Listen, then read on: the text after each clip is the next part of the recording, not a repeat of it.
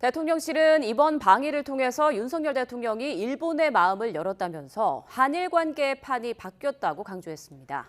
하지만 더불어민주당은 역대 최악의 굴종 조공 외교라고 비판 수위를 높였습니다. 조은지 기자입니다. 외교가 상대방 마음을 열고 관계의 판을 바꾸는 거라면 윤석열 대통령의 이번 방일은 커다란 성공이다. 우리 대통령실의 평가입니다. 단 이틀이었지만 윤 대통령이 결단하고 일본의 정치, 경제, 미래 세대와 충분히 교감한 덕분에 주도권이 우리에게 왔다고 강조했습니다.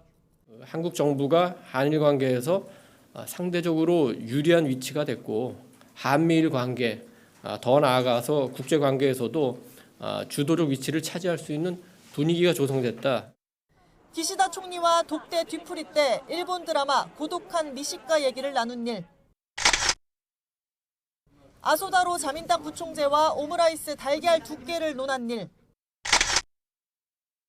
공명당 대표가 지난해 선물 받은 윤 대통령 시계를 차고 나온 일 등 이모저모 방일 뒷얘기도 전했습니다.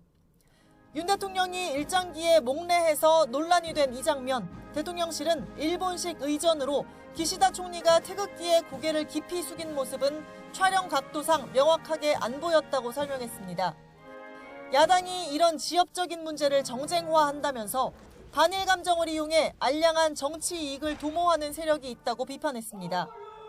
국민의힘은 야당이 국익은 내팽개치고 외교 문제까지 이재명 방탄용으로 쓴다고 비판했습니다.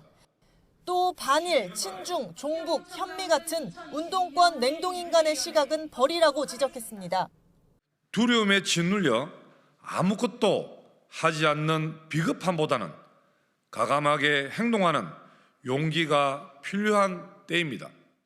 민주당은 대체 누구를 위한 외교냐, 역대 최악의 굴종, 조공이라고 반박했습니다. 시작부터 강제징용 면죄부를 주더니 독도나 위안부 문제에 한마디도 못하고 만찬에서 폭탄주만 마셨다고 지적했습니다.